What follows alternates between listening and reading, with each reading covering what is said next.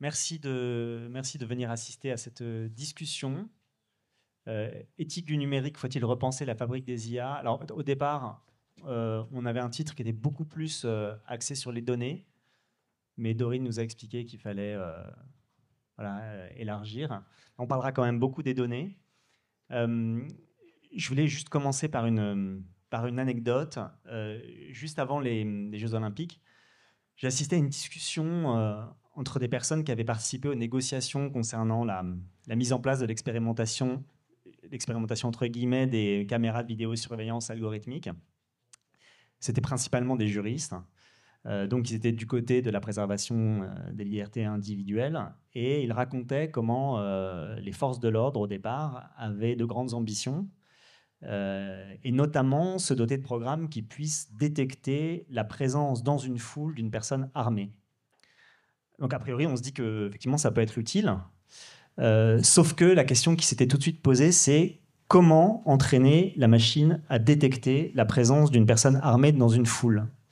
Avec quelles données? Parce qu'en fait, on a assez peu d'images d'une personne armée dans une foule. Alors, la question s'était posée très concrètement, est-ce qu'il faut produire des images pour entraîner la machine? Ce qui pose évidemment de grands problèmes. Il faudrait faire jouer des comédiens. Comment on joue une personne armée dans une foule? Comment on joue une foule qui voit surgir une personne armée? Ou alors, est-ce qu'il faudrait avoir recours aux images de fiction? Ce qui pose quand même une autre question, c'est entraîner des modèles de surveillance avec des images de fiction, et puis de quelle fiction en plus? Architecturalement, une rue américaine, c'est pas comme une rue française. Enfin bon, ce genre de questions. Ou alors, il faudrait entraîner peut-être les modèles avec des images produites artificiellement. Alors, ce qui pose encore une autre question. Bref, l'idée de détecter une personne armée dans une foule a été abandonnée, pas simplement pour des questions de liberté individuelle, mais pour des questions de données. Cette petite histoire illustre, de manière presque cocasse, la centralité de la question des données dans ce qu'on appelle l'intelligence artificielle.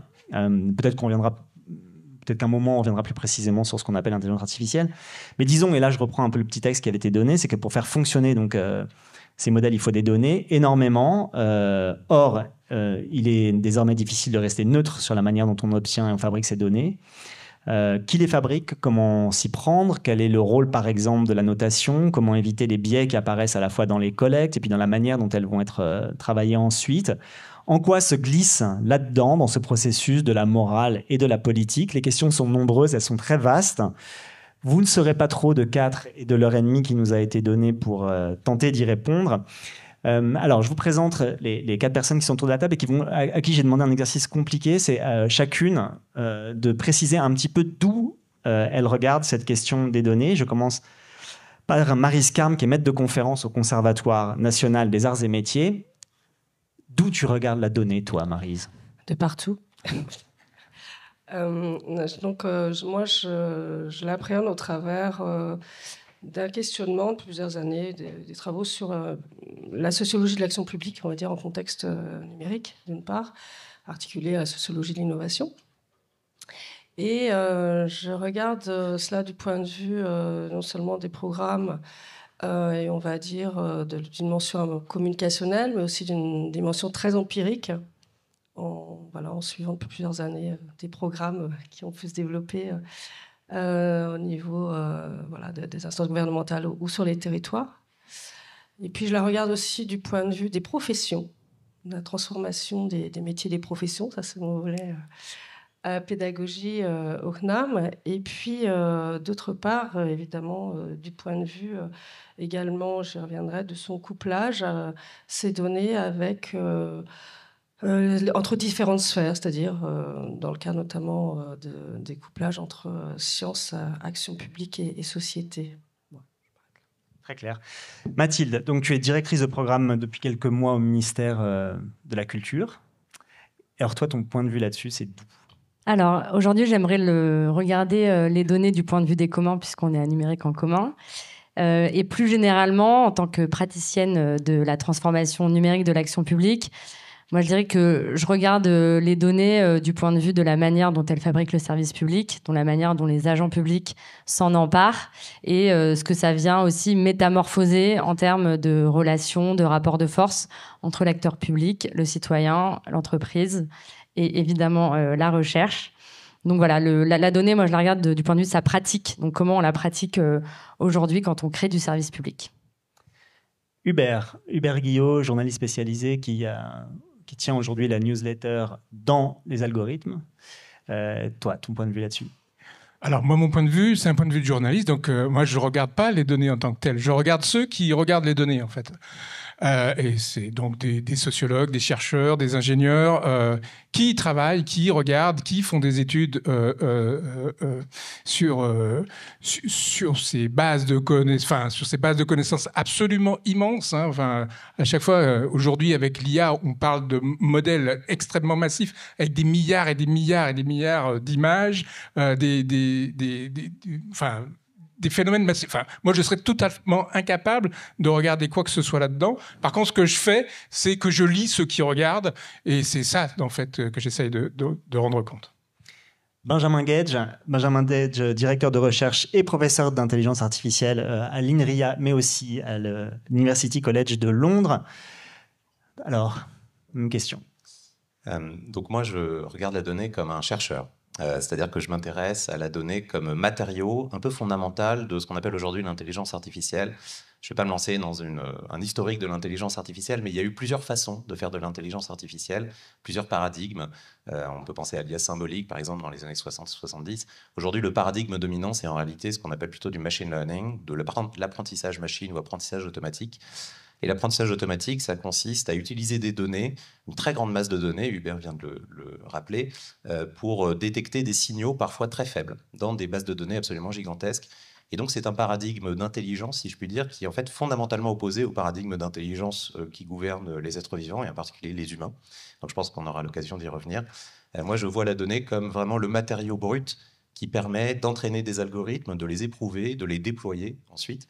Et donc c'est un objet incontournable, pour autant qu'on cherche en fait à redépasser et à re-questionner un petit peu, et on y reviendra également, le paradigme sur la qualité et la quantité de données, c'est quelque chose qui agite beaucoup la communauté des chercheurs aujourd'hui.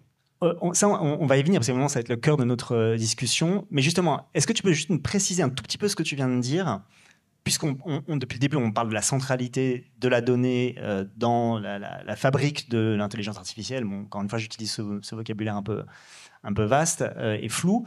Mais est-ce que tu peux préciser un tout petit peu ce que tu veux dire? Tu dis énorme masse de données. Quelles sont, en gros, si tu pouvais le résumer, les différentes étapes de l'usage de la donnée juste entre, disons, la base, le moment où on décide d'entraîner un modèle avec des données, et puis le résultat qu'on peut obtenir? Absolument. Je vais répondre à ta question en prenant une petite image que j'aime bien, qui est la façon dont on entraîne des algorithmes, par exemple, à reconnaître des instantiations dans des grandes bases de données. Il y a quelque chose d'assez populaire sur Internet qui sont les images de chats, par exemple. Et donc, ça fait plusieurs décennies qu'on sait, avec des algorithmes d'apprentissage automatique ou d'intelligence artificielle, comme on dirait aujourd'hui, à reconnaître la présence ou pas d'un chat dans une image. Comment est-ce que ça fonctionne? On n'apprend pas la machine à reconnaître un chat, on ne lui explique pas le concept de chat, on ne fait à aucun moment appel à des capacités de raisonnement et de conceptualisation de l'objet chat dans une image, mais on va utiliser un très grand nombre d'images de chats, des centaines de milliers, des millions, des milliards peut-être, pour détecter des sortes d'invariants dans l'image, et la machine finit par identifier un objet qui apparaît souvent dans les images qui sont étiquetées comme contenant un chat, qui a 4 pattes, une queue, 2 oreilles pointues, et finit par détecter l'objet sans avoir la moindre connaissance de ce qu'est un chat, de quel type d'animal il s'agit et comment il interagit avec le reste des espèces. Et donc, c'est vraiment ça le paradigme central. On utilise la donnée comme un matériau qui contient une quantité éventuellement faible de quelque chose qu'on cherche à prédire. C'est exactement le même phénomène quand on cherche à entraîner des filtres anti-spam, qui là aussi est un problème qu'on traite en machine learning depuis quand même plusieurs décennies, qui consiste à étiqueter certaines données comme étant des spams, d'autres données comme n'étant pas des spams, et à entraîner la machine à finalement reconnaître, après avoir vu un très grand nombre d'instanciations, à reconnaître ce qui distingue le spam du non-spam, ou l'image de chat de l'image de l'hélicoptère, par exemple, ou de ce que vous voulez d'autre. C'est vraiment comme ça que ça fonctionne, et c'est un paradigme qui, moi, me semble à la fois très intéressant, très performant. Et il est très performant parce qu'aujourd'hui, on a la capacité informatique de traiter ces bases de données. On a la capacité informatique de collecter et de processer en fait toutes ces bases de données, ce qu'on n'avait pas il y a plusieurs décennies. Et donc, on est en train d'assister aujourd'hui au succès absolument époustouflant d'algorithmes qui sont en réalité assez anciens. L'exemple assez classique des réseaux de neurones, par exemple, c'est en fait une technologie d'un point de vue mathématique qui remonte aux années 50. Assez peu de gens le savent. On a l'impression que ça a été inventé il y a 10 ans, mais en réalité, c'est très ancien. On n'avait simplement pas la puissance informatique pour le faire. Et c'est d'une certaine façon, c'est aussi une image que j'aime bien, c'est un peu provoquant, je m'en excuse par avance, mais je crois que ça résume assez bien le fond de ma pensée sur l'intelligence artificielle en 2024. Ça consiste à regarder de très grands groupes planter des clous dans les murs avec des bazookas et à trouver ça très bien et très efficace. Et je pense que c'est une façon d'opérer de l'intelligence. Excusez-moi, je ne comprends pas très bien l'image. Oui. Alors, je vais la reprendre. Donc, c'est regarder vraiment... beaucoup de gens planter des clous avec des bazookas, j'ai trouvé ça très bien. Et donc, si tu veux, ce que je veux dire par là, c'est que détecter un chat dans une image, ça ne devrait pas nécessiter des millions d'images en réalité. D'accord. Voilà. Mais ça consiste à utiliser tellement d'informations, à saturer complètement la machine d'information, de telle sorte qu'elle finisse par détecter des choses qu'en réalité, elle ne peut pas comprendre, elle n'a même pas la capacité de comprendre ou de raisonner autour. Si elle est très bien, cette image. Absolument. Ouais. Alors, donc, les données sont effectivement très importantes. Puis on a ici présent dans la salle le roi de la base de données, Serge Abitboul, grand chercheur, qui a commencé à travailler sur les bases de données il y a très longtemps. Enfin, pas si longtemps que ça, parce qu'il est jeune. Il y a une très belle phrase dont j'aimerais faire le point de départ de notre discussion, qui est une phrase du grand sociologue et philosophe des sciences Bruno Latour, qui disait « Les données ne sont jamais données, elles sont obtenues ». Bien sûr. Marie, qui me semble être absolument fondamental comme point de départ de nos discussions, puisqu'on a l'impression que les données sont vraiment des choses qui sont là, comme des faits de la nature. Or, ce sont autre chose que des faits de la nature, si tant est d'ailleurs que les faits de la nature, c'est des choses qui soient là, d'ailleurs, puisque Latour a montré aussi que les faits de la nature dépendaient aussi des gens qui les observaient, mais bon, bref. Donc, du coup, comment tu peux nous faire comprendre comme point de départ de la discussion, et puis chacun, j'aimerais que vous me disiez aussi comment vous entendez cette phrase de Bruno Latour, que les données ne sont pas données, mais sont obtenues. Et pourquoi c'est important pour notre sujet?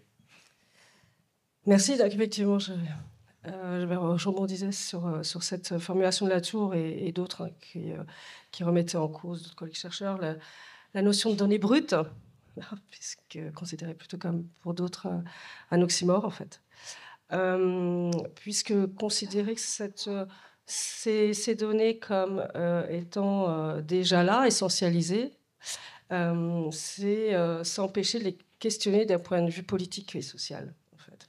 Donc, questionner la fabrique de la capture des données, de la production, de l'acquisition des données est absolument fondamental.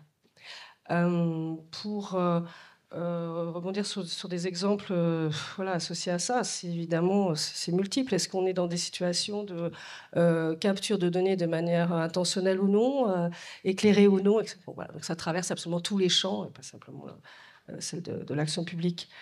Et ça veut dire aussi que fondamentalement, on va pouvoir penser la mise en discussion de cette acquisition des données. Donc c'est vrai que c'est un enjeu évidemment éthique, politique, juridique absolument majeur. Ça veut dire aussi qu'on a à penser une diversité aujourd'hui d'agencement, de production de ces données, très, très diversifiées. De voir comment elles peuvent s'hybrider ou non. Et en l'occurrence, également, je faisais écho aux professions, mais quand le focus a été mis beaucoup sur les compétences open data, donc la question du traitement des données est dans un contexte non seulement, je dirais, juridique, mais aussi dans un contexte d'évolution des métiers qui vont amener la création de ces ensembles de missions sur les gouvernances de données, notamment au sein de l'action publique. Bon, voilà, c'est tout le cycle de vie des données en fait, qu'il convient d'appréhender dans cette gouvernance de la capture-acquisition, traitement jusqu'à leur mise à disposition et transformation. Voilà. Et ce qui est rarement d'ailleurs étudié, c'est très compliqué de suivre et d'étudier un cycle de vie des données d'ailleurs. Pourquoi c'est très compliqué? Parce qu'elle passe par énormément de dispositifs techniques, de gens, de... On va voir, on prend l'exemple de l'open data. on voit comment, au fur et à mesure des années, il me semble que le discours professionnel était très centré sur une injonction à ouvrir les données, voilà, à un focus qui a été, qui s'est centré sur les domaines d'application et les cas d'usage. Voilà. Bref, il s'agit de construire du sens à cela et de relier la question des gouvernances et de l'ingénierie des données à des domaines d'action publique. Et en fait, de sortir d'un prisme qui était vraiment très data-centré, ou technocentré, à un prisme, pour le coup, de mission de politique publique d'intérêt général. Donc ça change complètement la vision. Et pourquoi c'est difficile ? Effectivement, suivre de manière empirique les cycles de vie des données, de leur capture, en passant, si elles deviennent ouvertes, et à la réutilisation, ne serait-ce que suivre la réutilisation des données ouvertes, très complexe. Hubert.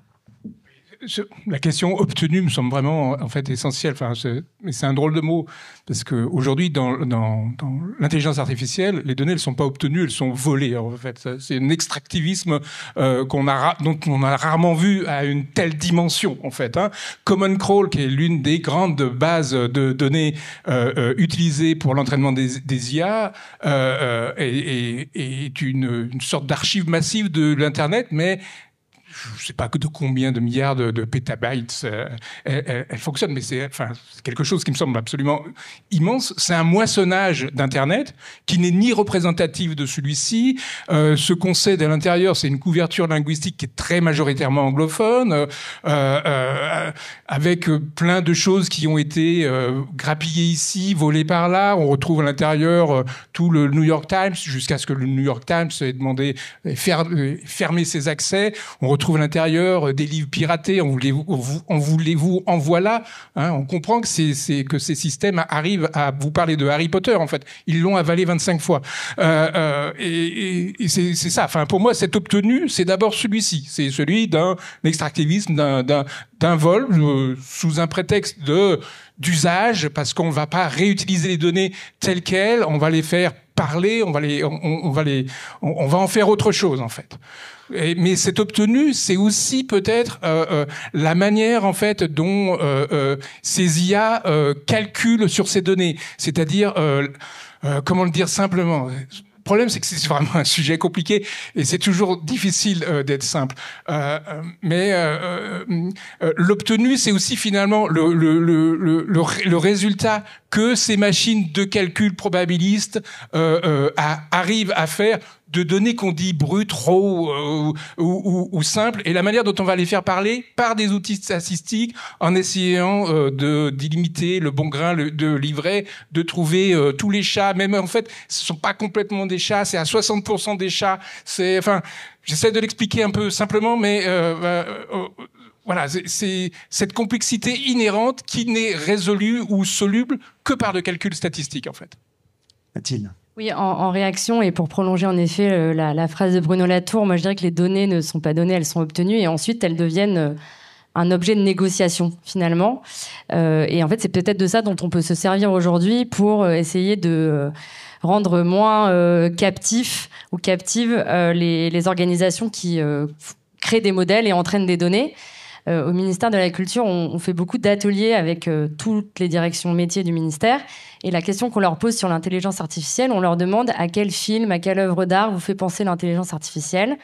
Qu'est-ce qu'on a comme réponse ? On a Matrix, Blade Runner, Her, et parfois on a Le Jardin des délices de Jérôme Bosch. Et si vous vous entraînez ou vous regardez sur un modèle de votre choix, vous posez la question selon une instruction donne-moi les 10 films français, les 10 films qui ont marqué l'histoire du cinéma, on va nous sortir exactement la même chose. Où est passée la nouvelle vague ? Grande question.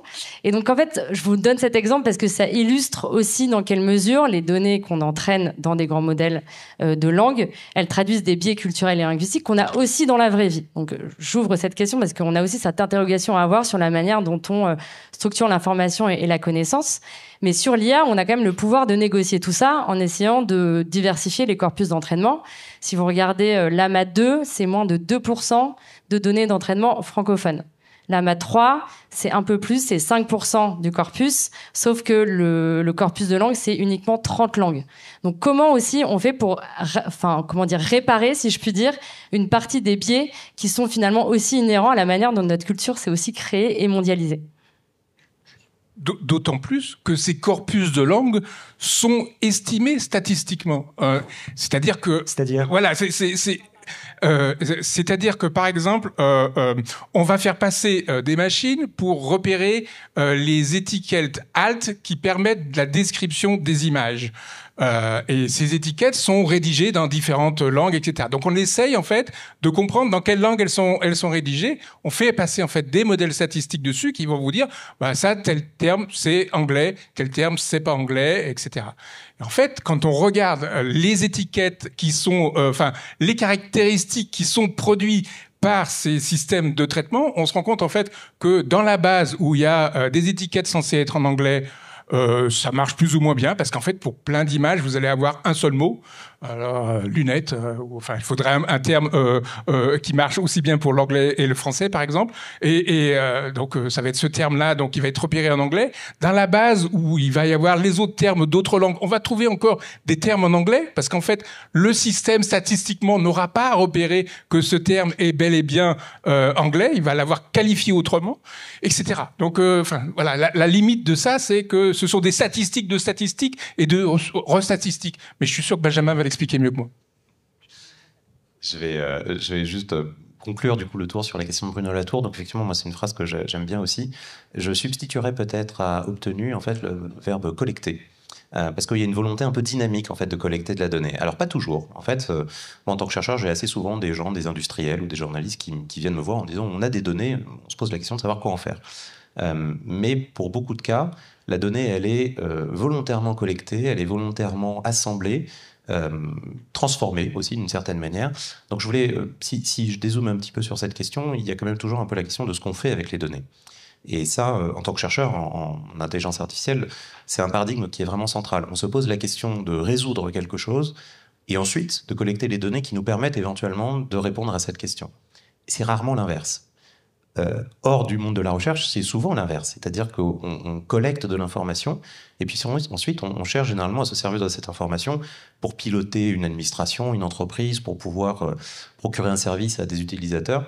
Et donc je dirais qu'il y a aussi là peut-être un travail un peu d'acculturation et en tout cas de dialogue et d'échange pour essayer de se rejoindre un petit peu ces deux visions. Et ensuite sur les données en tant que telles, donc il y a effectivement la question des biais. Merci Mathilde de l'avoir abordé parce que c'est quelque chose de fondamental. Les données sont effectivement, tu l'as très bien dit, une représentation biaisée de notre monde. Et donc elles traduisent à ce titre des biais qui existent dans nos sociétés. Et donc il y a tout un débat qui consiste à essayer de débiaiser au maximum les sources de données. Je crois que c'est un débat qui me semble un petit peu mal posé, parce que du coup, ça revient à essayer de corriger un petit peu le thermomètre sans agir sur la cause de la fièvre. Et donc, chercher en permanence à corriger les données sur lesquelles on entraîne des algorithmes, me semble-t-il, ne répond pas à la question initiale qui est comment est-ce qu'on fait pour corriger d'abord les biais initiaux et ensuite, éventuellement, pouvoir les déployer dans des systèmes d'IA. Et il y a une deuxième question, une deuxième étape après ça, qui est les biais inhérents à des algorithmes. Donc pas nécessairement liés aux données sur lesquelles on les entraîne, mais parce que les algorithmes sont fondamentalement conçus de façon à biaiser certaines réponses, certaines catégories de réponses. Mais là aussi, j'imagine qu'on y revient. Non, mais ça veut dire que, parce qu'on va essayer de comprendre comment on pourrait faire mieux, ou différemment, ou produire d'autres données, etc. Mais ça veut dire que de toute façon, même si on fait ça, il y a un problème, c'est que les algorithmes, de toute façon, dans la manière dont ils travaillent les données, rebiaisent. Disons que ça dépend en fait de ce à quoi on utilise les algorithmes. Et ce que je dis, c'est qu'il ne suffit pas simplement d'espérer avoir un jeu de données absolument parfait, sans aucun biais intrinsèque, pour ensuite ne pas potentiellement mal s'en servir avec un algorithme.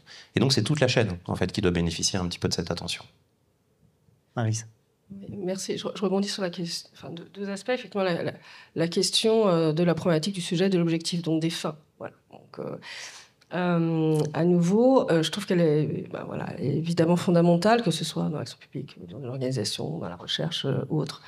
Dans l'action publique notamment, ça permet aussi d'insister sur la nécessité de sortir des imaginaires de l'IA, on va dire, d'une part, soit, on va dire, technocritique, ou soit techno-joué. Voilà. Ok, donc fondamentalement, on a vu X fois des discussions qui sont peut-être un peu stériles. Moi, je crois qu'il faut vraiment insister justement sur les domaines d'application à chaque fois. Et on ne peut pas comparer les utilisations, les mobilisations de l'IA appliquées au monitoring urbain, au pilotage des feux dans la ville, avec une application dans le domaine social ou de la surveillance des populations. Donc là, on retombe sur des critiques massives de l'algorithmie et son couplage à l'action publique qui en fait, n'ont pas de sens, si ce n'est dans un aspect plus de communication. En revenir au domaine d'application, aux objectifs qui ont été discutés, etc., c'est absolument fondamental. Ça revient à mettre au devant les fins par rapport aux moyens. Pardon, un très rapide ajout à ce que tu viens de dire à l'instant. Ce qui est remarquable, c'est que les mathématiques qui se cachent derrière ces algorithmes-là, c'est souvent les mêmes, même pour des cas très très différents. Dit autrement, les maths pour la voiture intelligente, détecter les chats dans les images ou construire des soldats AI augmentés, c'est les mêmes. Et ce qui entretient aussi un peu la confusion. Mathilde. Oui, pour prolonger la question sur les domaines d'application, je ne suis absolument pas philosophe ou sociologue des sciences, mais j'ai cru apprendre à l'école que dans tous les cas, un système technique était un système politique. Et donc pour moi, on doit aussi s'interroger sur la façon dont on fait de la politique, où on construit l'action publique avec des techniques, et l'IA en fait partie. Donc je mets un peu un pied dans la mare, mais je pense que ça vient aussi dans tout le panorama de la façon dont on met des objets et dont on prend des décisions et dont on programme et paramètre la décision publique avec un objet technique. Donc là, je vais passer la balle à Est-ce que tu peux donner un exemple quand tu as évidemment des choses en tête quand tu dis ça, tu penses à quoi? Exemple très concret qui a fait couler de l'encre ces dernières années, c'est quand même l'algorithme de Parcoursup qui a été quand même quelque chose qui a mis en relief le sujet autour du fait que, en effet, un agent public, lorsque il fait son travail d'action, c'est-à-dire de répartition et de décision de où on met un étudiant l'année prochaine, bah oui, il utilise un algorithme parce que l'algorithme, il a été programmé en traduction de la loi.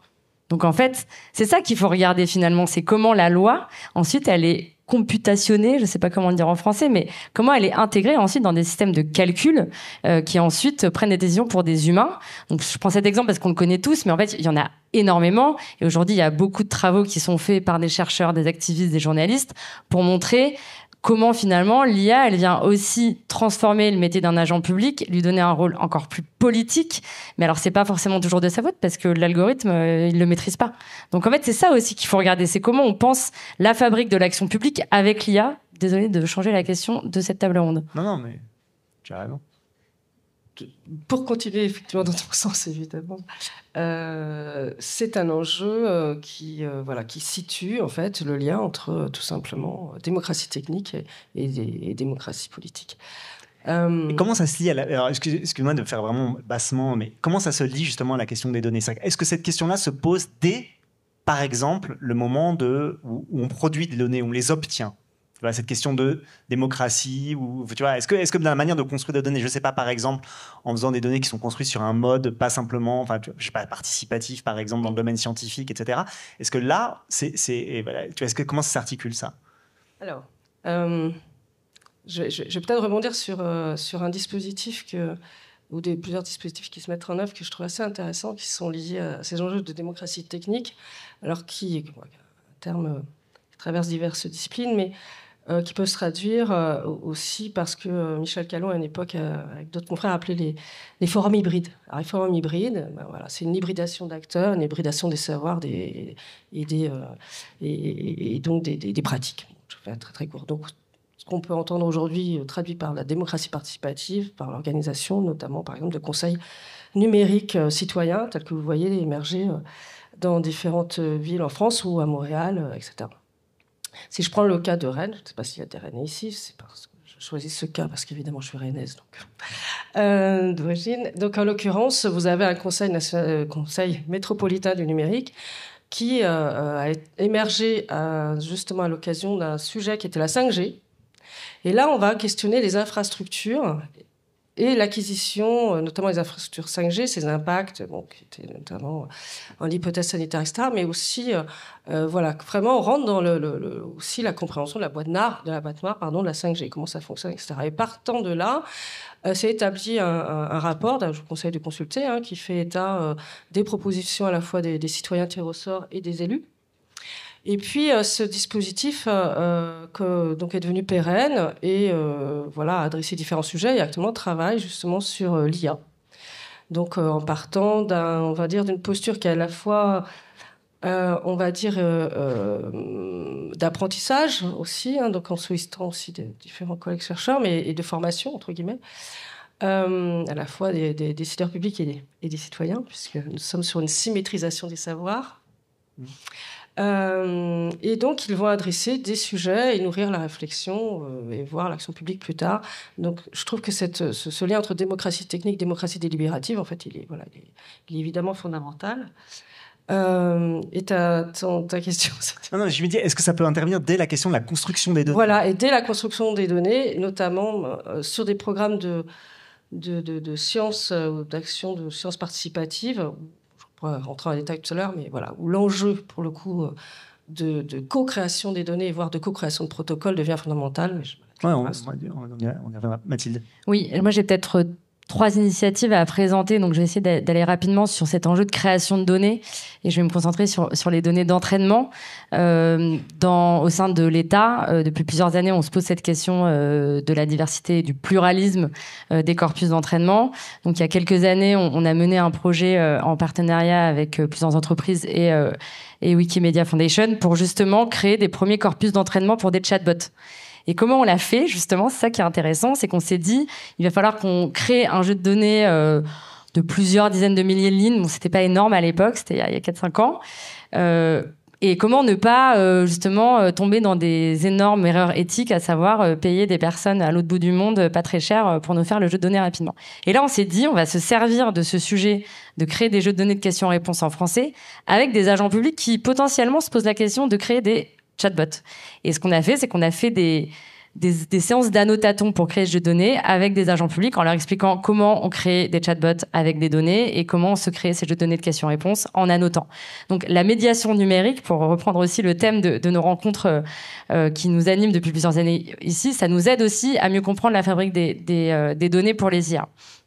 Deuxième initiative qui a eu lieu en 2021-2022, c'est le projet Bloom, qui s'est aussi appelé Big Science, qui a consisté à réunir et fédérer des entreprises, des chercheurs et aussi des contributeurs volontaires. Bon, on avait le Covid, donc on avait de quoi s'occuper aussi. Et donc, ils ont, eux, décidé de se dire, nous, notre enjeu, c'est limiter le risque de biais le plus possible. Et il y avait dans ces sujets-là, dans ces jeux de biais, les biais linguistiques. Et donc, parmi les 59 langues qu'ils ont choisies pour créer le modèle d'entraînement, ils ont délibérément choisi des langues rares, locales, peu parlées, pour justement favoriser la diversité linguistique. Donc, ce que je veux dire, c'est que la négociation, elle vient justement de choisir de débiaiser un tout petit peu le monde réel, parce qu'on sait que ça va s'accélérer. Pourquoi je dis ça ? Parce qu'aujourd'hui, même, nos 2 problèmes de diversité et de pluralité, ils se trouvent dans les corpus d'entraînement et dans l'évaluation. Comme le disait Hubert, en gros, aujourd'hui, donc, on a des corpus d'entraînement peu divers, mais surtout aujourd'hui, on évalue des modèles qui finalement sont reversés. Donc, en fait, on amplifie le phénomène de risque de non-diversité. Et pour ça, il y a des choses qui se mettent en place et des initiatives qui se mettent en place, et notamment au ministère de la Culture. On est en train de mettre en œuvre un comparateur d'IA qui est présenté dans une salle à côté, qui consiste à faire de la médiation numérique pour expliquer comment fonctionnent des modèles de langue. Et donc, en tant que citoyen, vous pouvez noter les réponses des instructions de 2 modèles. Ça vous donne une préférence, donc vous donnez une préférence au modèle, et ensuite vous démasquez le modèle. Et donc, qu'est-ce que ça crée, ça ? Cette contribution citoyenne, ça crée des jeux de préférence qui vont ensuite être reversés. Ce sera en open source et open data, bien sûr, mais ça va être reversé à tous les constructeurs de modèles pour qu'ils puissent s'aligner, c'est-à-dire commencer à s'aligner pour débiaiser. Donc, les données, elles sont là aussi pour refabriquer, ou en tout cas réorienter la fabrique des intelligences artificielles. J'aimerais savoir comment tu regardes ça, toi, de ton point de vue de chercheur. Avec beaucoup d'intérêt. Donc, je trouve que c'est une super initiative. je ne sais pas s'il est peut-être utile de revenir sur, parce qu'on l'a évoqué, tu en as parlé, les modèles de langue, puisque c'est ce qui alimente un petit peu l'intérêt autour de l'intelligence artificielle depuis 2 ans et demi maintenant, avec ChatGPT et tous les modèles qui ont suivi. Fondamentalement, le modèle de langue, et encore une fois, moi, à titre personnel, j'essaie de tordre le cou un peu à cette idée d'une IA toute puissante, hors de contrôle, qui deviendrait un danger, en tout cas à court terme pour l'humanité. Ces systèmes-là, les modèles de langage, les grands modèles de langage en particulier, comme on les appelle, les LLMs en anglais, ce sont des machines qui consistent à prédire le mot d'après dans une séquence de mots. Ça fait pas plus. Et dit comme ça a l'air très simple. C'est un peu curieux quand on voit, par exemple, le fonctionnement de certains de ces modèles de langue. Je pense donc à ChatGPT ou à d'autres systèmes qui sont assez époustouflants, en fait. On a des choses qui étonnent, en fait, la plupart des utilisateurs de ces modèles-là. Mais fondamentalement, ça n'est pas autre chose qu'une machine qui calcule la probabilité d'occurrence du mot suivant. Et donc, ces initiatives, comme tu le décris, Mathilde, qui consistent en fait à ajuster et à, d'une certaine manière, on dirait fine-tuner dans la communauté scientifique, c'est vraiment une manière d'améliorer la performance de ces systèmes. Mais fondamentalement, la métrique qui gouverne ces systèmes, c'est toujours la même, c'est d'avaler des quantités phénoménales de mots et de prédire le mot d'après dans une séquence avec un effet mémoire qui est plus ou moins long en fonction de la capacité de calcul. Et donc on voit bien quand on a disséqué un petit peu l'outil à cette description qui est vraiment un peu la moelle substantifique, je dirais, de ce qu'est l'intelligence artificielle aujourd'hui, on voit bien qu'il n'y a pas de capacité de raisonnement, il n'y a pas de garde-fou, en tout cas, qui soit construit dans la machine, on les met après.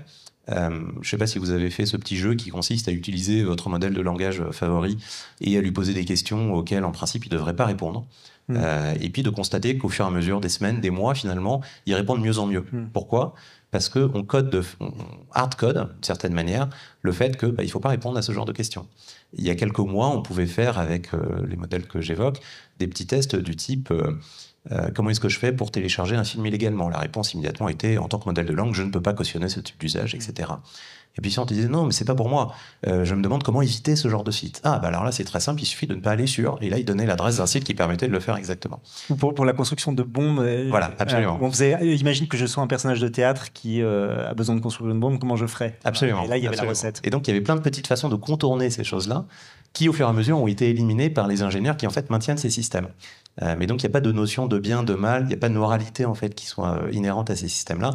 Et donc, je raconte cette petite histoire parce qu'effectivement, cette façon de débiaiser le monde au fur et à mesure dans ces systèmes-là fait qu'on a malgré tout des systèmes qui, par construction, sont perméables aux biais, sont perméables aux erreurs, sont perméables à la mauvaise utilisation, comme je le disais tout à l'heure en réaction à ce que Maryse racontait. Les systèmes sont les mêmes pour des utilisations qui sont très bénéfiques ou très maléfiques de l'intelligence artificielle. Mais c'est pas du tout pour diminuer ce que vous dites et ce que tu dis, Mathilde, etc. Mais j'ai l'impression, même Marie, sur la question de la construction de la donnée, dont tu n'as pas encore parlé, on pourra en parler, mais pardonnez-moi de poser une question aussi caricaturale, mais qu'est-ce que peuvent ces initiatives aussi intéressantes et politiquement merveilleuses qu'elles soient, etc., par rapport à l'énorme mouvement, enfin je sais pas, quand tu lis, tu vois, quand tu compares le common crawl, si tu veux, d'un côté, avec ce que ça nécessite même technologiquement comme machine pour aspirer le web de manière, je sais pas, presque en temps réel, je sais pas, mais et des initiatives comme ça où tu me parles de 10 000 lignes, même si c'était il y a 4-5 ans, évidemment, maintenant c'est autre chose. Mais ce que je veux dire, c'est que tu vois, est-ce qu'on peut encore faire quelque chose, quoi ? Parce que ma question est aussi bête que ça, tu vois. Quelle est la puissance ? Enfin, on a l'impression qu'il y a un tel mouvement de puissance d'un côté. Alors, de plusieurs côtés. Et puis nous, effectivement, je sais pas, des modèles citoyens, c'est super, on va construire des données ensemble, etc. Tu vois. Mais est-ce qu'il y a encore une possible résistance ou réorientation ? Je sais pas. C'est une question qui est. Enfin, je peux pas répondre par oui ou par non. Qu'est-ce qu'on peut, en fait, déjà le fait de faire exister ce type de projet et qui émane de la puissance publique, ça engage un mouvement. Dans ce projet dont je vous parle, qui s'appelle Compare IA, on a mobilisé des entreprises du secteur et des institutions de recherche. Et donc, en fait, rien que ça aide quand même à créer une conversation et un positionnement face aux géants. Donc, en fait, rien que ça aide parce que ensuite, on peut aborder d'autres sujets face à cette négociation, c'est-à-dire l'empreinte environnementale, le coût, la pertinence du modèle, etc. Et donc, en fait, que ça émane de la puissance publique, je trouve ça intéressant parce que du coup, ça montre qu'il y a une attention qui est forte et ça permet de faire converger plein d'acteurs. Alors, est-ce qu'on va retourner dans tous les sens les modèles pour qu'il n'y ait plus de biais? Je n'en sais rien. Mais en tout cas, ça permet de mettre le sujet sur une plateforme de discussion et de conversation. Et en plus, l'autre vertu de ce type de projets qui sont ouverts, c'est que c'est aussi des objets d'éducation et de sensibilisation. Et donc là-dessus, c'est aussi hyper important. Il y a les États généraux de l'information qui ont rendu leur rapport. On parle d'énormément de choses autour du pluralisme, des algorithmes, des modèles. Ça met aussi une contribution à l'éducation au sujet de l'intelligence artificielle pour des générations qui, dans le futur, prendront des décisions et œuvrent déjà dans la société. Donc rien que ça, moi je trouve ça important. On met des petits sujets en effet qu'on prototype, mais qui engagent quand même aussi des acteurs avec nous, quoi. Hubert, tu as quelque chose à dire là-dessus? La question des corrections, en fait, qu'on applique aux données, c'est aussi un problème en soi. Alors, j'aime beaucoup l'initiative Comparia qui permet justement ce que tu dis, vraiment les questions de médiation, de sensibilisation, d'éducation. Mais je suis d'accord complètement avec toi dans cette impression où on est face à des phénomènes tellement génériques, tellement massifs, qu'on se dit qu'on va avoir beaucoup de mal en fait à réparer ou à influer quelque chose. Et tu as exactement la même chose dans les systèmes, en fait, justement pour débiaiser ou non, pour corriger, en fait. Donc aujourd'hui, vous faites des requêtes, des invites, des prompts sur ces outils-là, en fait, en faisant des demandes spécifiques. Et en fait, derrière, il y a non seulement le modèle qui va produire, en fait, les résultats à vos demandes, mais derrière, il doit aussi intégrer toute une liste d'autres données qui sont des corrections, en fait. Des corrections qui sont parfois très simples, hein, c'est des fois des mots-clés interdits, donc qu'on finit par détourner, et c'est pour ça qu'on finit par le faire répondre à ce qu'il ne doit pas dire, et on essaye également comme ça d'améliorer un petit peu les choses, de trouver des moyens pour débiaiser les biais inhérents, en fait, qui sont dans ces données massives et volumineuses. Le problème, c'est que même ça aussi, on a un peu l'impression qu'on est avec une petite cuillère et qu'il faut ramasser l'océan Atlantique, quoi. Donc, à nouveau, on est dépassé par la masse, et c'est peut-être moi la question qui me saisit le plus, en fait, quand on parle de ces phénomènes. Benjamin, et après Marie-Estienne. Oui, je suis tout à fait d'accord avec ça. Moi, je rajouterais en fait à cette dimension le fait qu'il faille aussi vouloir éduquer l'utilisateur. Pas uniquement chercher à agir sur les données sur lesquelles on entraîne les algorithmes, pas uniquement sur la façon dont on conçoit ces algorithmes-là, mais aussi sur l'impact qu'ont ces outils-là, et en particulier les droits, mais aussi peut-être les devoirs qu'on a en tant qu'utilisateur de ces systèmes-là. Par exemple, tu penses à quoi? Donc je vais prendre un exemple très simple. J'enseigne à l'université, donc à Londres, et depuis 2 ans, on s'arrache les cheveux avec beaucoup de mes collègues sur comment est-ce qu'on fait pour s'assurer que les choses que les élèves nous rendent ne soient pas des copier-coller de ChatGPT ou d'autres systèmes, ou simplement même améliorer, en fait, tourner un petit peu comme ça. Et dès qu'on commence à mettre le doigt dans ce genre de questions, on se rend compte qu'il y a finalement des choses qui sont très difficiles à déterminer. Est-ce que le fait, par exemple, donc moi, mon activité principale, c'est la recherche, et je produis des articles de recherche tous les ans. Si jamais je produis un article de recherche intégralement avec un système de langue, est-ce que je mérite d'être encore appelé un chercheur? Probablement pas. D'accord? Mais si je me sers de ce système-là pour améliorer peut-être la tournure d'une des phrases de mon introduction, est-ce que ça gêne complètement je dirais l'attribution que moi je fais de ces travaux de recherche-là? Probablement pas. Et donc on voit que la frontière est un petit peu poreuse. Si je réponds à un email en déléguant intégralement à une machine, à juste titre, on pourrait s'en offusquer. Si jamais je change simplement peut-être certaines tournures ou je le traduis dans une langue que je ne maîtrise pas, et donc la frontière est assez poreuse finalement. L'approche qui a été retenue par University College London, où je suis, c'est en fait d'interdire ces systèmes-là. Parce qu'on ne sait pas trancher. On ne sait pas trancher finement la question de ça, c'est votre travail original, et ça, c'est votre travail original un peu amélioré, et ça, c'est clairement pas votre travail original. Pour ne pas se poser cette question, tous ces systèmes-là, en fait, sont bannis. Et je sais qu'il y a beaucoup d'universités et de collègues enseignants-chercheurs qui sont confrontés à ces questions-là en France. Je ne sais pas si on a une réponse très homogène à la question, probablement pas. Mais je pense que c'est un débat intéressant. Et puis, ça pose toujours la question finalement du rapport au vrai et du rapport à la création. Parce que je le disais tout à l'heure, ces modèles de langue, ce sont des formidables machines en fait à extrapoler essentiellement l'ensemble de la connaissance écrite humaine. D'accord ? Il faut penser à des machines qui extrapolent tout Wikipédia ou tout Internet et qui prédisent le mot d'après dans une séquence. Vous avez peut-être déjà fait ce jeu-là, demander avec un prompt, est-ce que tu peux m'écrire un paragraphe avec le style, par exemple, de Victor Hugo ? En fait, la machine va le faire.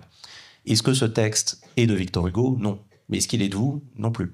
Et donc, ça pose vraiment la question du rapport à la création, du rapport à l'authenticité et à l'attribution des sorties en fait, de ces modèles-là. D'une certaine manière, cette attribution, elle est diluée à partir des données sur lesquelles on est entraîné. Et donc, si on entraîne sur tout Victor Hugo, si j'écris un article et que je le signe, est-ce que je dois créditer aussi Victor Hugo dans mon article ? C'est une vraie question ouverte en fait que je pose. Et comment vous faites pour vous assurer en fait qu'ils n'ont pas utilisé ChatGPT ? Alors c'est une excellente question. On est revenu à des méthodes assez anciennes. Plutôt que de soumettre par exemple des travaux au cours de plusieurs semaines, on réunit tous les étudiants dans une salle, on leur fait passer un examen sans notes et sans téléphone. Voilà. Donc on est revenu quelques décennies en arrière, mais au moins ça fonctionne. Maryse, tu voulais réagir ? Oui, non, on va très très vite. Alors pour le coup, au sein de mon établissement, sur ce sujet et d'autres établissements que je connais, on est plutôt sur une approche, on va faire des exercices avec les étudiants, etc., utilisant ces dispositifs, et on va les considérer comme des technologies d'aide à la recherche d'informations.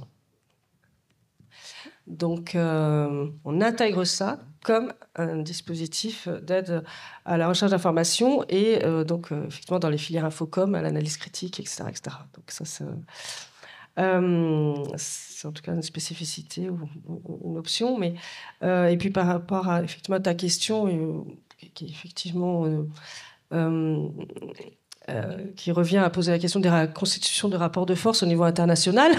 Oui, voilà, c'est des industries de ce qu'on appelle les technologies intellectuelles. En fait, on parle de technologie intellectuelle, des industries de technologie intellectuelle. Évidemment, je n'y répondrai pas comme ça là. Ce qui moi, m'intéresse, c'est de voir ce couplage entre justement la création d'un intérêt, d'un intéressement, de concernement en fait, des citoyens à l'action publique via un sujet frontière qui est celui du numérique. Voilà. C'est-à-dire ? Un sujet frontière, le sujet du numérique est une opportunité pour pouvoir s'intéresser à des sujets de politique publique. Voilà. Et ça, c'est effectivement pour nous un enjeu absolument majeur. Objet frontière, c'est un dispositif politique, un instrument, peu importe, qui va pouvoir mettre en fait en dialogue des mondes, des sphères sociales qui n'interagissaient pas. Je fais très très très court vraiment là-dessus. Donc voilà. Donc à ce niveau-là, je trouve que c'est absolument fondamental et extrêmement intéressant. Donc. Non, tu voulais pas parler de géopolitique. Mais quand même, parlons de géopolitique. Non, mais parce que ça revient, c'est une autre manière de poser la question qu'on posait tout à l'heure sur ces données. C'est-à-dire que je me souviens d'avoir interrogé Donna Haraway sur le. Bon, elle connaît plus grand-chose au numérique, mais quand même, elle est très intelligente. Et c'est ce qu'elle disait. C'est ce qu'elle disait. Elle disait en fait, bon, voilà, l'intelligence artificielle est faite avec ce qui est présent, et ce qui est présent, c'est c'est un Américain, CSP+. Enfin, c'est ça, genre le web. Bon, et donc du coup. C'est eux qui parlent. C'est cette parole-là qu'on a, c'est cette pensée-là qu'on a. Bon. Donc, il ne s'agit pas de dire, voilà, on va faire une sorte de souveraineté numérique, une data souveraineté pour avoir des modèles de langage, par exemple, qui pensent comme nous, Français. Et encore que, c'est une question. Quelle est la bonne échelle ? Je veux dire, est-ce que c'est cette échelle-là ? Est-ce qu'il faut, je ne sais pas, faire une sorte à l'échelle de l'Europe, pour avoir des données européennes, pour préserver nos langues, nos esprits, nos manières de penser, le débat public, etc. Enfin, je pose des grandes questions, mais c'est quoi le rapport entre géopolitique et données ? Tu as l'air désespéré à chaque fois que je pose une question, Mathilde. Je pense à un documentaire que j'ai vu il y a une semaine, je ne sais pas si vous avez vu, Dahomey. Ah oui, bien sûr. Ouais, et en fait, j'ai fait le lien avec cette table ronde parce que donc Dahomey, c'est un documentaire. C'est un documentaire de Mati Diop qui raconte la restitution de 26 œuvres sur 7000 de la France au Bénin. Donc ça raconte, c'est très bien fait, et donc à un moment du documentaire, il y a un débat exactement comme ça, avec une table ronde, des étudiants d'université qui essayent de se positionner sur est-ce que c'est bien qu'on ait osé restituer 26 œuvres sur 7000. Et donc c'est super intéressant parce qu'à un moment donné, il y a un étudiant ou une étudiante, je sais plus, qui dit mais en fait moi j'en ai marre parce que toute notre culture on l'a apprise en français. Et donc elle raconte ou il raconte, je sais plus, que voilà, en fait l'histoire de son pays, elle aurait aimé l'entendre dans sa langue locale, etc., etc. Et donc pourquoi je pense à ça, je vais réussir à trouver le fond de ma pensée, c'est que en fait, je pense qu'on se concentre beaucoup sur les données, l'IA, etc., mais on se concentre très peu aussi sur ce que tu disais, Maryse, sur leurs usages et leurs cas d'application. Et dans la géopolitique aujourd'hui sur les IA, en tout cas, c'est un point de vue personnel, mais je trouve qu'on se concentre beaucoup sur l'industrie qui va être le plus fort en IA, etc., mais pas beaucoup sur qui préserve le mieux les libertés individuelles, comment les systèmes sont plus égalitaires pour les classes les plus défavorisées, ou comment on préserve notre terre un petit peu mieux. Donc, c'est pour ça que j'ai pas la solution, mais ce film m'a vraiment fait penser exactement aux questions géopolitiques sur l'IA. On se demande qui va avoir le plus gros data center et détenir toute la souveraineté. En fait, je vais peut-être vous murmurer, mais je pense qu'on s'en fiche un peu. Enfin, aujourd'hui, la question c'est prenons cet instrument de souveraineté peut-être pour améliorer notre démocratie, notre société et notre climat. Et peut-être que là, on trouvera des solutions. Si on tourne le sujet, en fait, je pense qu'on peut trouver des solutions sur les IA. Benjamin. Ouais, moi je pense que c'est une question éminemment géopolitique en fait. Elle est éminemment géopolitique parce que d'abord il y a peu de laboratoires en fait qui contribuent en fait à l'alimentation de la discipline. Ce que je veux dire par là, c'est que il y a toute nationalité en fait dans le monde de la recherche, mais il y a un petit nombre de laboratoires qui sont en fait un peu à l'avant-garde de la conception de ces modèles. Et donc par exclusion, tous les autres en sont un petit peu exclus. Je dirais, par construction. Il y a la question des données, ça a été très bien dit, c'est-à-dire que quand on entraîne des modèles de langue sur des corpus qui sont à 90% anglophones, évidemment, on rate quelque chose. C'est peut-être très bien pour les anglophones, mais du coup, il y a toute une façon de tourner peut-être l'écrit, toute une catégorie d'œuvres qui en particulier ne sont pas du tout capturées par le modèle de langue. Et donc, si je reprends l'exemple de Victor Hugo que je prenais tout à l'heure, si j'entraîne sur tout Victor Hugo et que je cherche à prédire quelque chose d'un autre auteur, le modèle n'y arrivera pas. En fait, il n'y arrivera pas simplement parce qu'il n'y a jamais été exposé. Pour reprendre mon image initiale des images de chats, si j'entraîne un système à reconnaître les chats dans les images formidablement performant, le jour où il voit un hélicoptère, il est perdu. Et c'est normal, en fait, qu'il soit perdu. Et donc, la diversité des données, la diversité des corpus, elle est essentielle. Et cette diversité, c'est une question éminemment géopolitique, parce que c'est la question de l'accès aux données, la question d'abord de la collecte, la question de l'accès ensuite, et la question de la diffusion des données, et de l'interprétation de ces données, absolument. Donc je crois au contraire que c'est une question éminemment géopolitique. Il y a la question de l'entraînement des modèles, ça a été rapidement abordé par Mathilde, je voulais également en dire un mot. Le coût environnemental, sans parler du coût financier, mais en fait les deux sont corrélés, le coût environnemental et l'empreinte énergétique des modèles, elle est phénoménale. Et moi, à titre personnel, je pense qu'elle n'est pas soutenable. C'est-à-dire que, je reviens sur l'image que tu n'as pas tout à fait appréciée tout à l'heure, il ne faut pas construire des bazookas quand on veut planter des clous dans les murs, il vaut mieux apprendre à fabriquer le marteau. Et c'est beaucoup plus économe. Et donc, c'est ça mon point. C'est-à-dire que l'empreinte environnementale et l'empreinte énergétique de ces systèmes, elle est phénoménalement grande, elle est plusieurs ordres de grandeur au-dessus de ce que fait un simple cerveau humain. Et donc, ça n'est pas soutenable. C'est soutenable quand on est capable de flamber le PIB d'un pays entier pour entraîner un simple modèle de langue, parce qu'en fait, c'est ça l'ordre de grandeur. Entraîner ces modèles de langue, c'est un coût financier de plusieurs millions, voire milliards de dollars, étalé sur plusieurs années. Il faut réentraîner le modèle à chaque fois qu'on l'ajuste, ou en tout cas qu'on l'entraîne sur de nouvelles données. Et donc ça, c'est quelque chose qui en fait n'est pas abordable pour la plupart des gens. Vous ne pouvez pas créer votre propre modèle de langue sur votre laptop tout de suite. Vous pouvez fabriquer des versions extrêmement simplifiées, extrêmement épurées. En mettant les ressources en commun, on est capable de faire des choses. Au niveau national, en France, on est capable d'entraîner des grands modèles de langue parce qu'on a un petit nombre de supercalculateurs. Mais tous les pays dans le monde n'ont pas cette capacité. Et donc, il y a une inégalité fondamentale dans cette course, non pas à l'armement, mais à l'entraînement, qui du coup se fait au détriment en fait, des pays qui n'ont ni la ressource computationnelle, ni la ressource linguistique, parce qu'ils n'ont pas les données sur lesquelles entraîner ces modèles, ni même la capacité ensuite de raisonner dessus et de les déployer dans leur société. Hubert ? Non, c'était très bien. Oui, je pense que l'enjeu politique, il est bien posé, géopolitique, il est bien posé. Et effectivement, le risque, en fait, c'est qu'on donne de plus en plus de puissance à certains acteurs. Ils sont très peu nombreux et ils risquent de l'être de moins en moins nombreux à mesure que les données seront de plus en plus massives, pour autant qu'on en trouve encore... on a l'impression d'être dans la course au pétrole où on cherche encore quelque chose encore à exploiter quelque part. Mais effectivement, le risque, c'est de devoir reposer, que des tas de modèles d'IA reposent sur 2 ou 3 grands générateurs mondiaux et avec tous les biais qui vont avec, en fait. Et c'est ça une vraie difficulté, effectivement.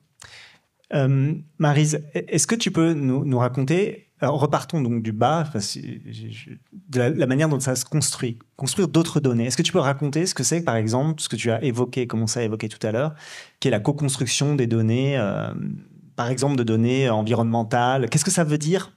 Pourquoi c'est important et pourquoi c'est lié à ce dont on parle depuis tout à l'heure, qui est voilà, on choisit on sait pourquoi on le fait. Il y a un usage, il y a un champ d'application, etc. Alors, et puis en plus, comme on est sur un événement qui est lié au commun numérique, là, c'est donc un essor international depuis des années aussi, enfin quelques années, il y a des pratiques qui sont un peu transformées, donc ce qu'on appelle les coopérations je recherche sciences-société, sciences avec et pour la société, donc voilà, diversité de domaines, historiquement dans le domaine environnemental, santé ou autre. Là, les pratiques se sont aussi transformées à partir des dispositifs numériques, et je vais faire très court. Pourquoi ces approches, par exemple, qui s'intéressent à la coproduction de données, alors de mesures d'abord, coproduction de mesures, recueil de mesures, transformation data, moyens d'exploitation de ces données, associant des collectifs de sciences participatives, pour le dire très court. Elles mettent à l'épreuve justement cette fabrication des données. Alors exemple, aussi bien sur la qualité de l'air que sur l'observation des polluants dans les sols, des polluants de l'eau, que ce soit au niveau de la végétation, etc. Voir tous les programmes du Muséum national d'histoire naturelle et réseau Viginature, mais on a aussi le même réseau avec Vigimère, c'est des centaines de programmes pour la France, et une démarche internationale au niveau européen déjà, qui s'appelle EU Citizen Science. La NASA elle-même, pour certaines actions d'enrichissement des données, mobilise la démarche de participation, donc d'aide à la qualification et reconnaissance des images. Je passe. Donc on a une diversité de configurations, okay, et on voit sur le sujet acquisition, capture des données, il devient évidemment fondamental dans le cadre d'une coopération avec les chercheurs, puisque là on va discuter de la question du protocole d'acquisition. Alors quand on va utiliser des instruments, par exemple de type capteur, eh bien, on va fondamentalement travailler sur les modes d'usage de ces instruments. Sur les programmes sur lesquels je suis actuellement, c'est des grosses infrastructures en fait diverses, notamment dans le cadre des CNRS, sur des gros programmes ANR et autres. Et on travaille sur la conception d'un commun en fait instrumental, donc permettant de pouvoir déployer des dispositifs de type capteur, qui vont eux-mêmes s'associer à des protocoles précis, mais être suffisamment dans une approche de frugalité pour qu'ils viennent participer à un commun et, par exemple, être mis à disposition, c'est ce qu'on est en train de finaliser, de mettre en œuvre, des réseaux, du réseau national des Fab Labs, pour faire très court.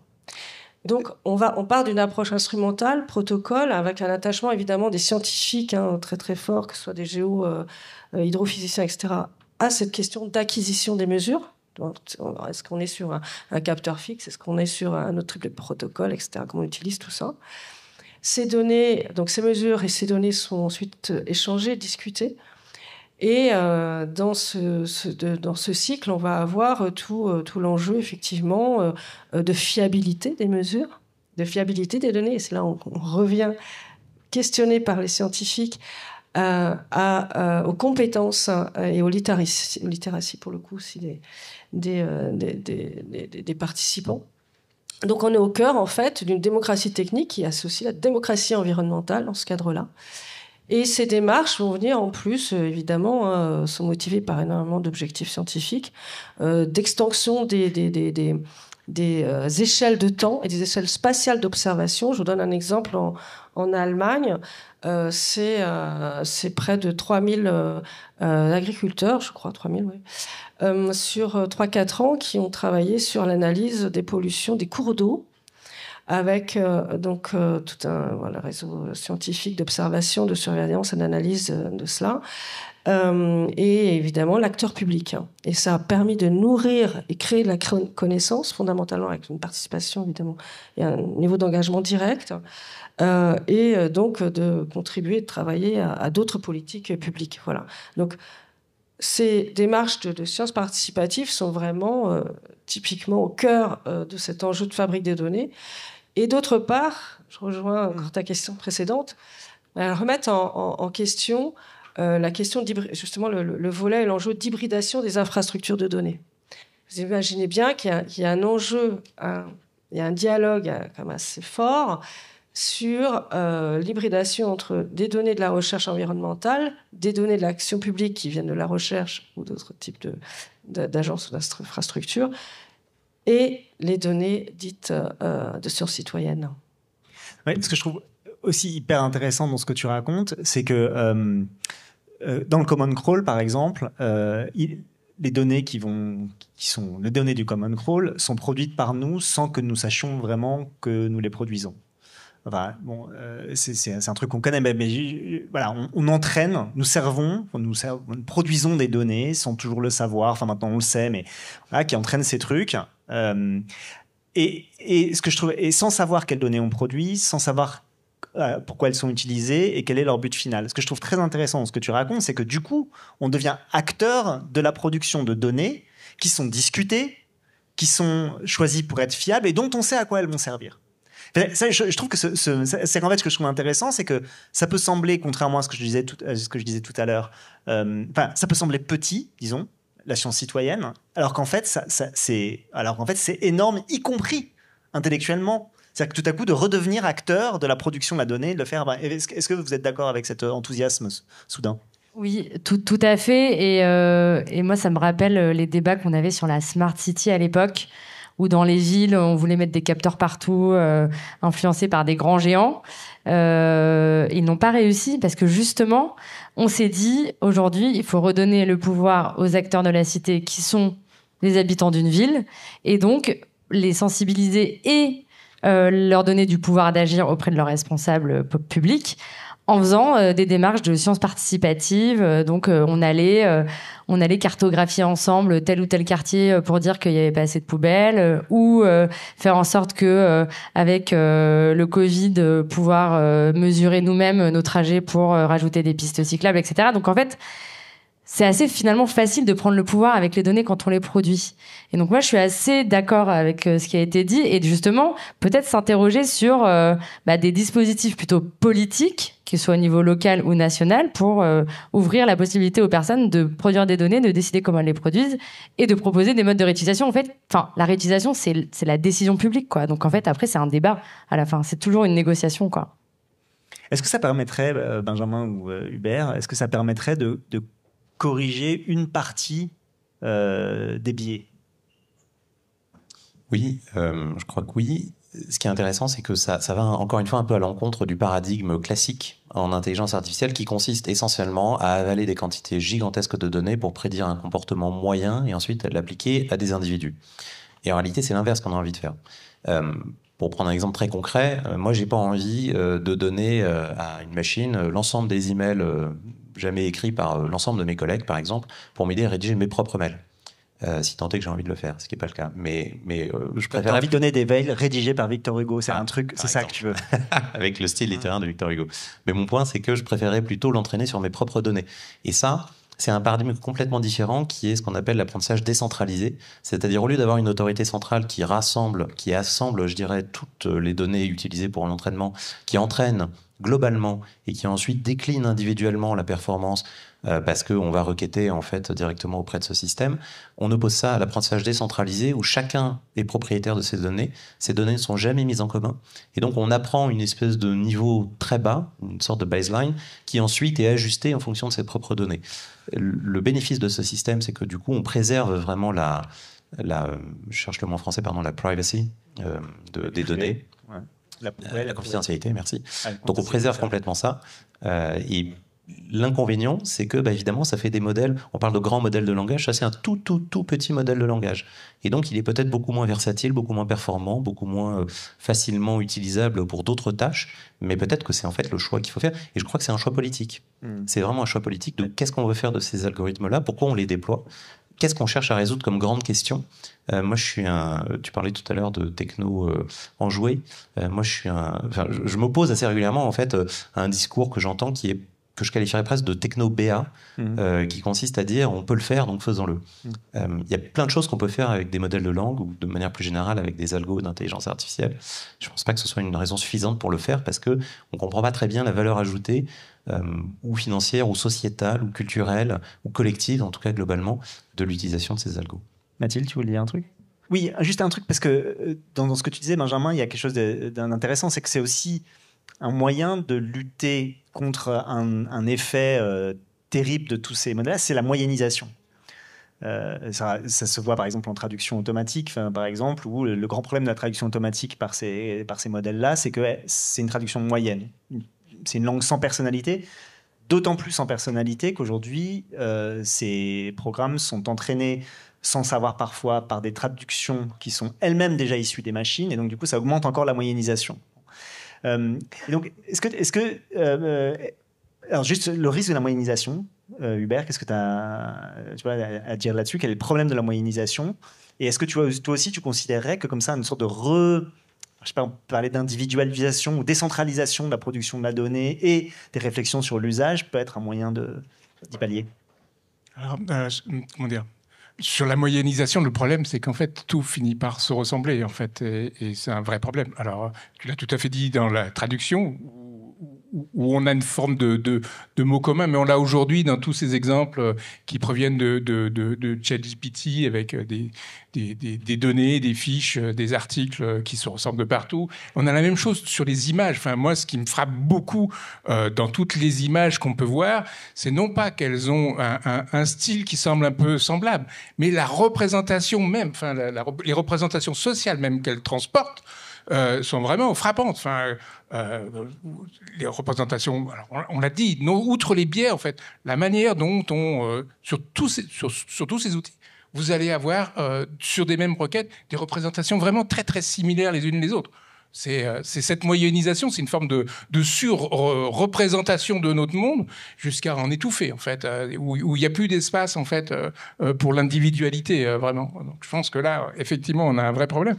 Moi, je suis effectivement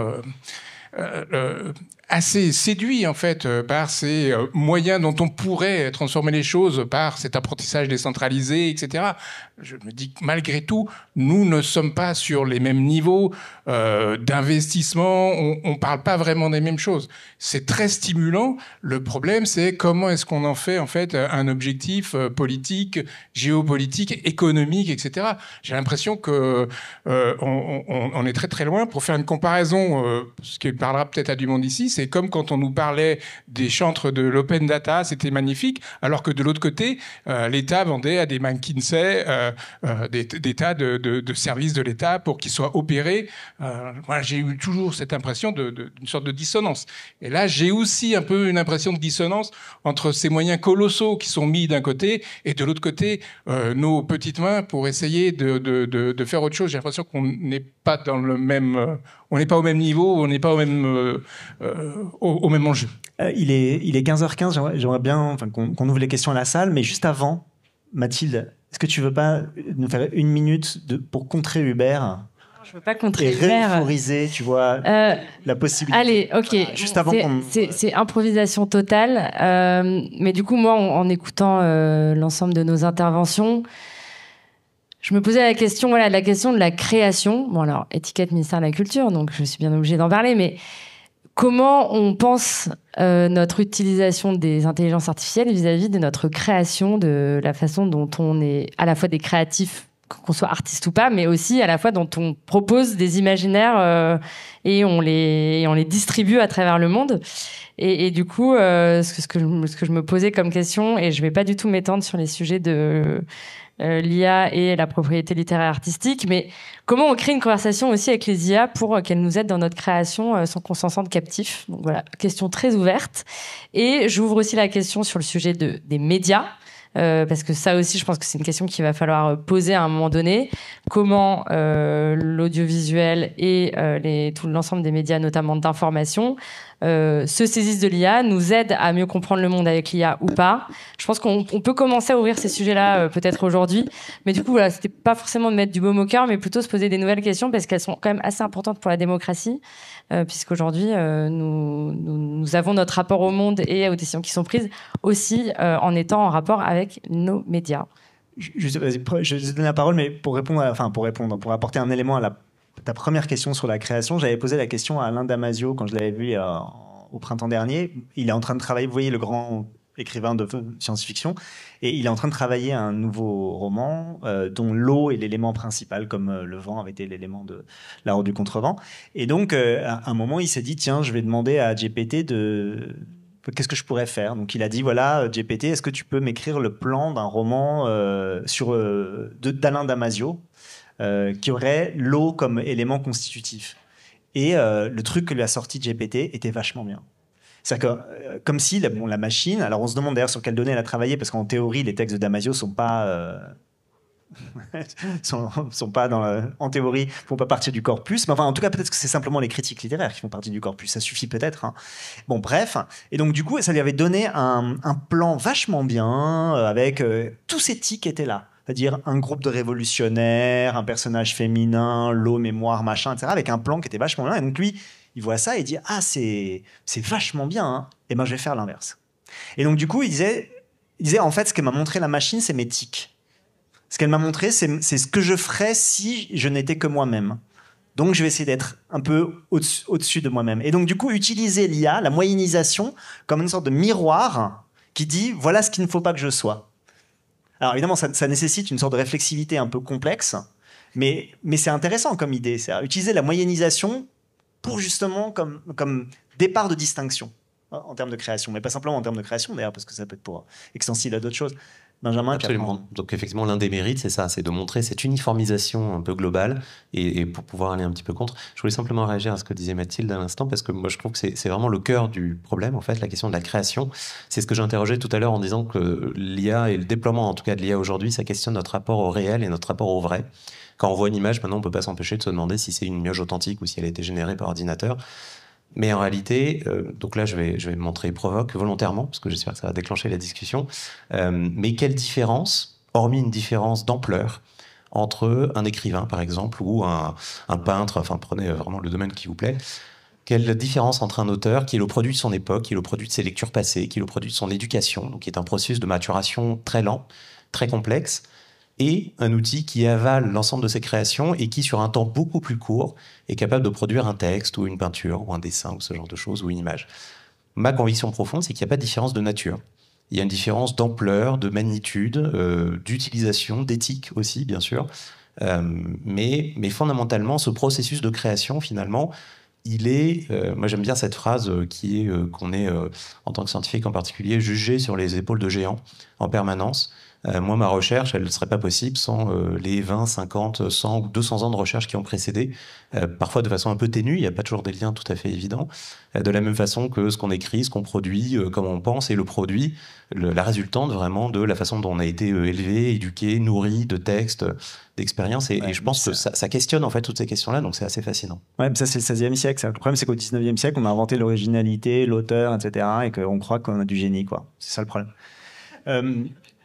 Individuel. Oui, alors on ouvre les questions à la salle. Bonjour, Charles Népote, Open Food Facts. Moi, il me semble qu'il y a 60 ans, ou un peu plus même, on nous avait appris que le médium, c'est le message. Et puis, il y a les travaux d'Ellul, il y a toutes ces choses-là. Tout à l'heure, vous avez dit, il n'y a pas de morale. Mais moi, j'ai envie de vous poser la question quand même, c'est quoi le message de l'intelligence artificielle? Et je pense en particulier au LLM plus qu'à l'IA. Parce qu'à l'IA encore, on voit des usages qui me paraissent, moi, utiles et qui permettent d'éviter justement des tâches répétitives. Mais les LLM, le message des LLM, on a quand même l'impression, alors peut-être que je me trompe et que vous allez pouvoir répondre à ça, mais on a quand même l'impression que le message des LLM, c'est il n'y a pas de problème, c'est OK pour préempter des réacteurs nucléaires, pour pouvoir mécaniser les rares professions qui ne l'étaient pas encore. Voilà, moi c'est ça que je vois un peu comme message. Donc je voudrais savoir si vous voyez un message à l'intelligence artificielle et en particulier plutôt surtout au LLM. Ouais, je suis vraiment un peu critique, mais non, ils ont, enfin, bullshitter de première, ils sont très forts, ils sont très impressionnants. On est tous impressionnés par leur capacité. Ils écrivent mieux que moi et c'est facile. Ils écrivent mieux que n'importe qui d'autre. Ils font des images qui sont, on a beau dire, bien mieux que plein de gens. Ils sont très très forts. Ok. Et so what, en fait? J'ai pas la réponse à ta question, Charles, mais la question qu'on se pose tous, c'est où est-ce qu'ils vont servir, à quoi ils vont servir, pourquoi ils vont servir, et on voit bien en fait cette tendance qui est devant nous, qui va être de les utiliser partout, pour tout et un peu n'importe quoi. Et la difficulté derrière, c'est comment en tant que société est-ce qu'on va réagir? Quand Benjamin disait que bah voilà, les élèves ils peuvent plus, ils ont plus accès à des tas d'outils, ils doivent retourner à écrire à la main. Je sais pas si c'est un super progrès en fait, quoi. Enfin, quelque part, ces outils nous aident. Le problème, c'est que là, ils nous surcapacitent, ils nous suraident. Or, en fait, apprendre, hein, c'est d'abord écrire en fait, la plupart du temps. C'est pas seulement lire, etc. C'est aussi écrire pour reproduire, pour etc. Et si ces machines écrivent à notre place, c'est une vraie difficulté aujourd'hui dans laquelle elle est. Et la communauté éducative est la première en difficulté. Juste sur ça, j'ai vu un dessin il y a quelques semaines que j'ai beaucoup apprécié, qui était quelqu'un qui disait dans la première case « On nous a promis des systèmes intelligents qui s'occuperaient de ma lessive, de mes tâches ménagères pour que je puisse me concentrer sur écrire des poèmes et faire des dessins. Et aujourd'hui, on a des IA qui font des poèmes et des dessins pendant que je me cogne les tâches ménagères. » Et je crois que ça caractérise assez bien ce qu'on vit. C'est pas de moi. Je voulais juste revenir sur un point que vous n'avez pas abordé. Quand on sur ces débats sur l'éthique de l'IA, très souvent il y a le terme d'explicabilité qui revient. Moi j'ai toujours l'impression que cette histoire d'explicabilité, c'est l'argument qui rend la boîte noire acceptable. Et en fait, je vois beaucoup d'exemples, beaucoup d'outils qui sortent, auxquels franchement je comprends rien. Donc en fait j'ai deux questions. C'est est-ce que vous avez des exemples d'IA explicables qui sont vraiment explicables, qu'on arrive à comprendre, parce que moi je vois des choses que je ne comprends franchement pas. Et le deuxième point, c'est est-ce que ça vous paraît soutenable de parler d'explicabilité de l'IA sur des modèles qui ont été construits avec des données dont l'opacité est totale. ChatGPT, dans la version 4, on ne sait pas du tout sur quelles données ça a été entraîné, mais ça vaut aussi pour des acteurs qu'on présente comme éthiques, de référence comme Mistral, dont on ne sait toujours pas avec quelles données ça a été entraîné. Je fais très très court, parce que là je ne suis pas un spécialiste de l'ouverture des données. On a suivi effectivement tout cela avec le travail d'investissement d'État Lab sur le sujet de l'ouverture des données, des algorithmes publics, des collectivités territoriales qui s'y sont engagées. Moi, ce que j'aimerais bien avoir comme retour, c'est justement auprès des collectivités territoriales qui l'ont mis en place, ou d'État Lab, quels sont effectivement les retours qu'ils ont en termes d'interaction, outre le fameux premier exemple de Parcoursup, qui s'intéresse effectivement à l'algorithme je prends l'exemple de notre métropole, je l'ai en tête, mais sur le calcul des aides sociales ou des aides à l'utilisation des tarifs aidés pour la mobilité. Okay. Donc moi j'ai plutôt cette question-là. Donc je suis sur ce modèle algorithmique, pas simple, mais en tout cas l'enjeu d'explicabilité. Donc moi je serais assez friande d'un retour d'expérience de cette ouverture.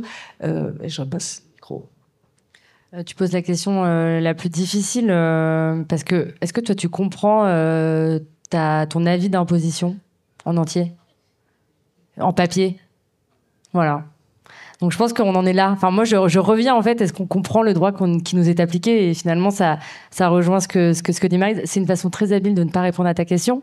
Mais en tout cas, je pense qu'il y a des bonnes pratiques sur l'explicabilité. Donc, ce qu'on appelle les model cards, excusez-moi du terme anglais, mais aujourd'hui, dans des plateformes qui montrent tous les modèles ou tous les jeux de données d'entraînement en open source, il y a une communauté scientifique, peut-être pas assez de médiation technique, qui est là pour évaluer les modèles et pour en expliquer de manière un tout petit peu plus accessible les tenants, les aboutissants, y compris les biais. Donc ça, il y a des solutions qui sont faites par la foule, si je puis dire. Et ensuite, sur la transparence des données qui sont utilisées par certains modèles, là-dessus, je pense qu'il faut continuer à discuter parce que on voit bien que l'argument qui a été établi par des concepteurs de modèles était exactement comme celui de l'open data à certains égards, c'est-à-dire un secret opposé à de la bureaucratie.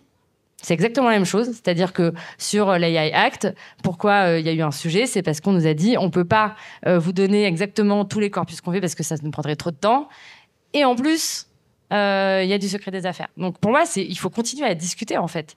Et en fonction de la fabrique de ces IA, on pourra discuter plus simplement.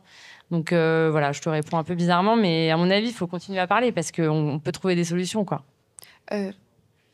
Ouais. Donc sur l'explicabilité de l'IA, la réponse courte à ta question, c'est non. C'est pas explicable et je pense qu'il n'est pas soutenable de souhaiter que ce soit explicable. C'est une réponse un peu négative, même très négative. Mais pour dire les choses clairement, je pense que les seuls modèles qui soient parfaitement explicables, qu'on puisse vraiment décortiquer à la main et convaincre tout le monde du bien fondé ou du non bien fondé en fait de la décision qui est prise, c'est des modèles qu'en fait on n'utilise plus depuis des décennies. Une régression linéaire ou une régression logistique, on sait à peu près expliquer comment ça marche. Les réseaux de neurones qui se cachent derrière les LLM, c'est, pour faire court, une compilation, une concaténation de milliards de nombres qui sont autant de poids et de pondérations affectés à autant de neurones. Donc évidemment, c'est pas explicable. Moi, je préférais opposer au concept d'intelligence artificielle explicable, qui me semble absolument pas atteignable, le concept d'intelligence artificielle opposable ou justifiable. C'est-à-dire que d'abord, moi, je voudrais que quelqu'un m'explique vraiment pourquoi un réseau de neurones produit cette sortie. Personne n'est capable de le faire, même les chercheurs dont je fais partie. Par contre, on sait expliquer pourquoi une décision a été basée sur la sortie d'un réseau de neurones et qu'est-ce qu'on a fait de cette décision. Et je dirais, la responsabilité, elle est portée par celui qui utilise le résultat de la machine. Encore une fois, l'une des choses auxquelles j'essaie de tordre le cou aussi souvent que je le peux, donc j'ai un micro, j'en profite, c'est l'anthropomorphisation de l'intelligence artificielle. Le modèle ne décide pas, le modèle ne dit pas, le modèle ne pense pas. ChatGPT ne vous influence pas. C'est vous qui décidez de faire quelque chose avec la sortie d'un modèle, que ce soit une image, du texte ou quoi que ce soit d'autre, ou une prévision de croissance ou une prévision de ce que vous voulez. Et donc cette décision, à la fin, elle est humaine. On parle d'intelligence artificielle, moi je milite pour qu'on parle plutôt d'intelligence augmentée. Ça a le bon goût d'être le même acronyme, donc c'est plutôt facile. L'intelligence augmentée, c'est quoi? C'est reconnaître qu'on s'appuie sur ces systèmes-là pour justifier des décisions, mais qu'in fine, c'est l'humain qui prend la décision.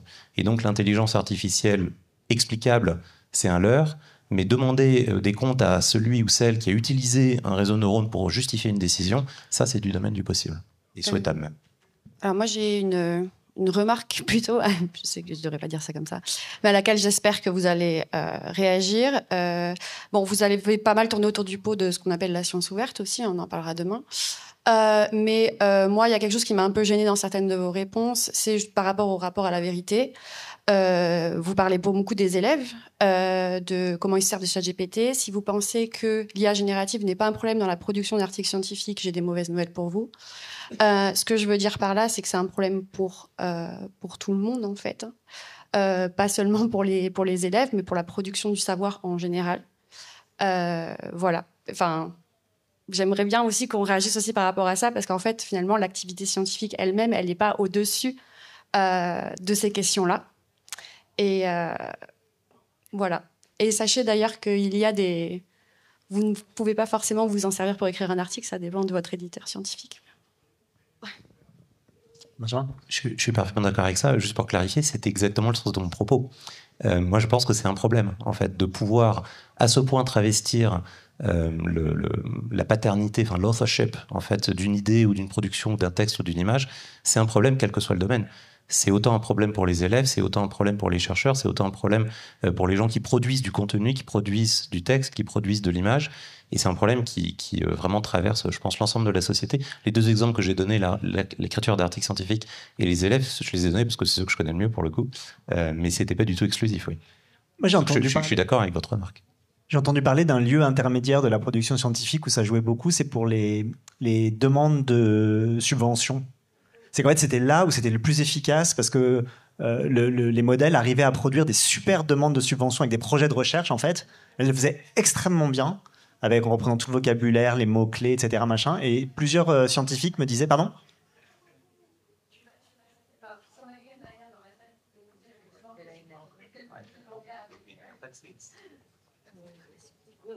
Non, voilà, bon, peu importe. Non, mais que ça multipliait le nombre de projets qui étaient donnés dans les lieux où se concentraient les demandes de projets.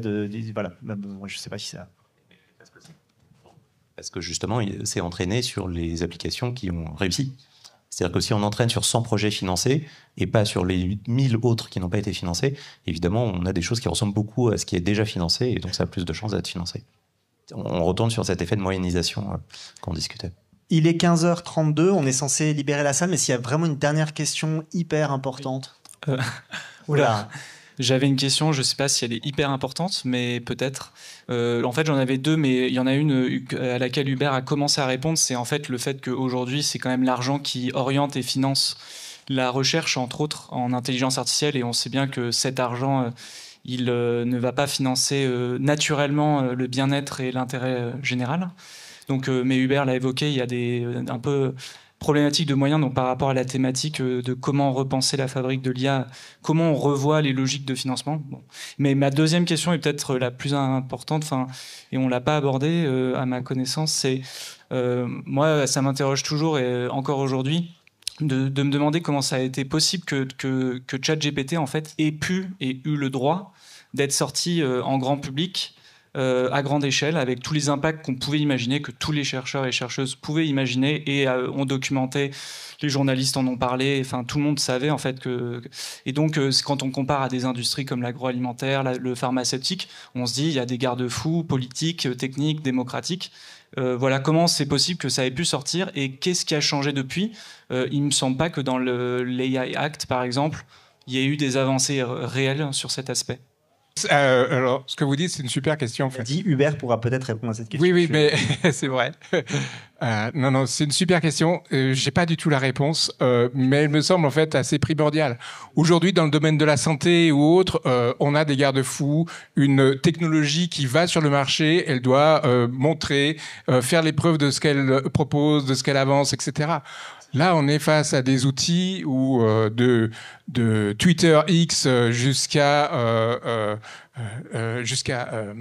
ChatGPT, tout le monde y va, on lance, on l'ouvre, etc. Enfin, c'est grand ouvert. Et après, c'est à nous, société, de devoir réagir, faire avec, et avec très peu de moyens, de leviers, de régulation, de changement, etc. Je suis entièrement d'accord. J'ai absolument, mais Mathilde a la réponse. Alors, Mathilde, bien sûr, j'ai pas du tout la réponse. J'essaye de trouver des parallèles aussi pour peut-être pointer le doigt sur quelque chose quand même que j'observe depuis les 10 grosses années que j'ai passées dans l'innovation publique et le numérique public. C'est que la technologie, c'est un peu comme un nouvel modèle de voiture. On est quand même très très fasciné par la sortie d'un nouveau modèle et ça vient inonder complètement et revisiter un peu la façon dont on va réfléchir. Donc je pense que tout comme la blockchain, les smart cities, etc., on est exactement dans cette vague de marketing, si je puis dire, et qui vient aussi déplacer un peu aussi des phénomènes politiques. On a une ministre à l'IA. Enfin, c'est quand même intéressant aussi de voir qu'un objet technologique devient un objet de politique publique. Et donc, à mon avis, observons sur 2-3 ans ce qui se passe, parce qu'en fait, avec la blockchain, il y a des choses qui ont changé, mais pas tout.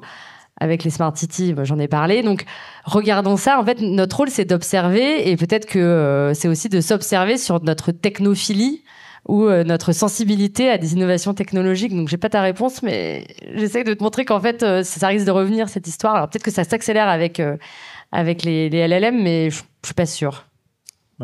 Ouais, moi je vais essayer de conclure sur une note un peu optimiste. Je pense qu'on est dans une période un peu de flou, parce que c'est nouveau, parce que justement on n'était pas confronté à ces objets-là il y a 5 ans.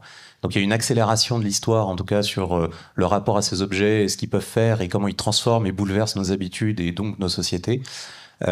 Tu prenais l'exemple de l'agroalimentaire. Je pense qu'avant qu'il y ait suffisamment de bons garde-fous dans le monde agroalimentaire, il y a eu un certain nombre de catastrophes avant, et peut-être qu'on est dans cette phase-là de l'histoire. Peut-être qu'on est dans la phase où on constate en fait tous les jours les dérives de ces modèles-là, et petit à petit, patiemment, c'est un travail de fourmi, mais on fait évoluer un peu les consciences et les outils législatifs pour pouvoir les juguler et les modérer dans un avenir que j'espère proche. Merci beaucoup à tous les 4. Merci beaucoup pour votre attention et vos questions.